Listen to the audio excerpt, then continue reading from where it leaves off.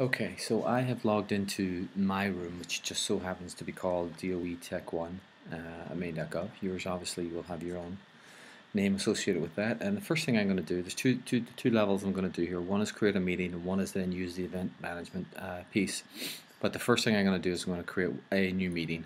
And what I'm going to do is I'm going to call this, let's see, what will I call this one? I will call it webinar test, and I'm going to give it a unique URL, which will be webinar test.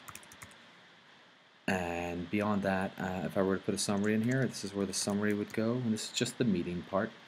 The start time, I'm going to pick the very first start time, so let's say on December 25th at 3:15 I'm going to do a webinar, which I'm not, but let's say I was. It's going to be an hour. One of the things here that I need to change here that we haven't been doing to this point is choosing one of these two options. To date, we've been choosing anyone who has the URL for the meeting can enter the room, and that allows us to copy and paste that URL and give it to people, whether that's through the registration process or just posting on a website. What we're going to do right now is, if you want to be really strict about it, we're going to say only registered users may enter the room, where guest access will be blocked. And then very important, below that where it says audio conference settings, it's really important if you want to be able to use the phone with your meeting to choose include this audio conference with the meeting, and your option, the only option you should have is PGI, so you would choose that.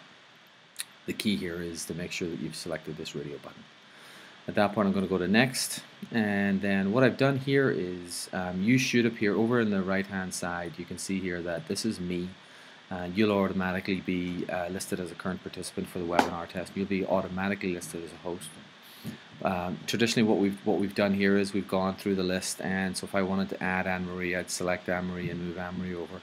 What I've done is I've created an MLTI list, and if you double click on that, you'll see that all of the usual suspects are in there, and only the usual suspects are in there. And I go back there, and if I choose MLTI and then I add them to the list, you can see again that it automatically by default makes people participants. So I click on it once to highlight it in green. The permissions box does become available to me. I then click on that and I then choose host, and as you can see now up top up here, everyone who was on that list, if they were to join this meeting, they would automatically be upgraded to a host. So that's something that saves us a few clicks along the way here. I'll click on next, and the next page is to do with sending out invitations. I am not going to send out email invitations, so by default just leave that alone, and I'll click finish. So at that point I've created a meeting. It should look fairly similar to what we've done in the past. It's got a start time, the duration, that's the URL for the meeting, and the only thing different here is that instead of, again, anyone who has the URL being able to get to it, only registered users may enter the room. And so at that point your number will be a little different from mine, because the number for your room is a little different. So that's just the actual meeting setup. Now the next part, and this is where it gets interesting, is up under event management. What I'm going to do is I'm going to go there, and I'm going to create a new event. And when I do that, I'm going to give it its own unique name, and I'm going to call it, since this one is on Christmas, I'm going to call this MLTI webinar, and I'm going to give it, I'll call it, actually, you know what, the name is going to be MLTI webinar, and I'm going to call it December 25, 2011. Just going to put that there. Now, for the custom URL, I'm going to do MLTI webinar, and I'm going to do 12/25/11. That's the date. For the event information, I'm going to put in, maybe I'll spell out correctly. For the event information, this is probably where we're going to put the title of it. So if I go in here and I drop in, this is from Cynthia's last one. So I'm going to take that and I'm going to drop that in there. That's the title of Cynthia's last webinar, and this is the description of it. So that works for me there. And the start time, so I'm going to choose the 25th of December, and this is going to be the 3:15. Let's say this is going to be the 3:15 webinar. So start time, end time, we'll say 4:15.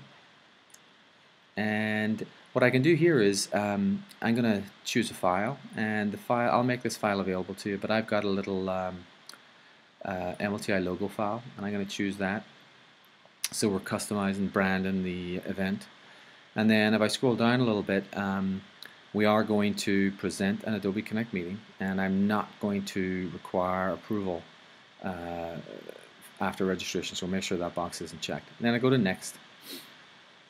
And this next page, what it does, this is really oops, sorry. I have to fix the date here. It should be the 25th. So you have to make sure you get the dates right. Why is that saying 5:15? It should say 4:15. So I'll scroll down now. I'll say next. And at this point, it's going to ask me what content I want to use for this event. And this is the meeting room that I created. So I'm going to choose that. I'll go to next. And it's going to ask me to create a registration. And so these are the default fields that are required. The email address is really important, as is the password, because that's what the participants are going to use after they've registered. Their email address will be their login, and they'll create a password of their own. So one of the things I'm going to add company name right now. I'll go to next. And at this point down here, you can see where I've created the company name field, and company name is not right. So I'm going to click on it. I get to edit it, and instead of it saying company name, I'm going to say school/organization, because I know we have most of our people are from schools, but some people are from organizations. And then I'm going to ask for that to be a required response. So I'll click save at that point, and then I'm just going to go to next. And this is participant management. I'm not going to. This is really just for invitations.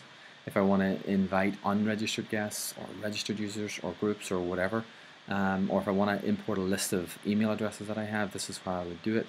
But I'm not. What I'm expecting people to do is register on their own when I provide them with the URL. So I leave this blank and skip this completely. Just leave your name will be there, but you'll get an email. Go to next, and then some of these are by default. By what I've done earlier, these don't come into play. One thing I do want to do is I do want to send a reminder to participants one day or closer to the event, and it doesn't do any harm to send participants a thank you after the event as well. If you feel like you just don't want to spam people by sending them lots of invitations and things like that, so leave it to the default. I'm going to add remind participants, and I'm going to send participants a thank you after the event. And then when I click on finish, I get a chance to review everything that I've created. There's the event information, there's the name of it, there's the event information, which is really the title, and there's the description of it. And the detailed information, its start time is Christmas Day, 3:15, end time, Christmas Day, 4:15. And if I scroll down a little bit, it has not been published yet, but you can see here there are a couple of options here where you can preview the event information. So when I click on that, you'll see what the participant sees. And the event information, if I click on preview, that's what it looks like. It's got the name of the event, and then it's got the description. And if someone wants to register, they click on register now button. If I look at the event login, that's what it looks like. So they'll use their email address, and then they'll have created a password as part of the registration process. If I go to the registration form, this is where they're asked to add their email address, create a password, retype that password, first name, last name, and then school organization. We could have added more fields if we'd wanted to. And they would submit that. So these are, and then the registration, do we look at the registration login? Oh, that's just what the login looks like. And then the registration confirmation would look like this. That's what they'll get, a little thank you for your registration request. Your information has been submitted to the event host. And they'll then get an email telling them how to, and it'll give them the link to the webinar, and they'll be able to move forward from there. So the next thing I'm then going to do is I'm going to publish that. Publish. So that's been published. And the next thing I'm going to then do is I'm going to go back up to event management again. and I'm going to go new event again, and I'm going to call it webinar, webinar MLTI webinar December 5th, and I should really say here, this is the evening one, so I should have said afternoon one first. So, and this one was MLTI webinar 12:25:11, and again this would need to be the evening one, so I could write E for evening at the end of this. The event information I'm going to drop in here. It's the same information, so I'm going to copy that again. I'm going to copy that, which is the title. I'm going to drop it in there. So now we've got the event, the shorter version, and now the fuller version. 25th of December. This one's going to be the 7:15 one. It's going to end at 8:15. I'm going to remember this time to get my date right. I'm going to choose that file. There it is. Choose that. And again, it's an Adobe Connect meeting. Do not check that. Next. And it's going to ask me to select the content. I'm going to select the exact same room. And next, when I say the exact same room, I mean the exact same meeting. Similar, I'm going to add company name. Next, I'm going to change the company name. Instead of it saying company name, it's going to be school/organization.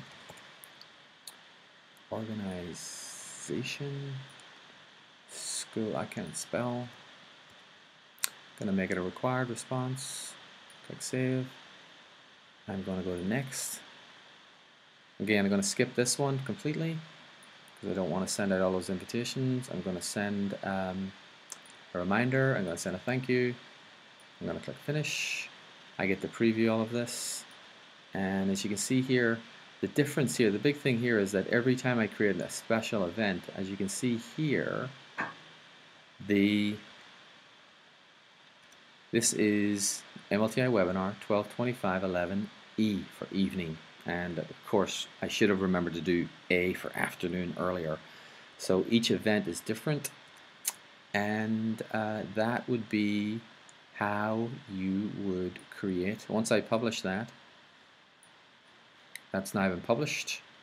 So if you want to get the URL for to publicize this, if you were to look right here where it says preview event information login and registration pages, when I click on that, as you can see the little MLTI logos here, so we branded our event. And if I want to preview, if I want to give people the event information URL, this would be it right here.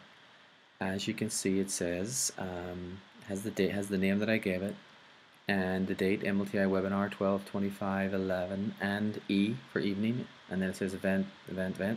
So if I take that and I copy that, and I were to drop it into a browser window, this is what people get, and it'll give them the title of the event, and then it'll give them a description because we added that in there, and it tells them when it starts and allows them to register now. So if I were to click on the register now button, this is what they end up getting. They would put in their email address and they'd create their own password for the event, and they'd have to retype that, first name, last name. We ask them for their school organization. It is a required question, and they would hit submit. So that is how you would go forward with that.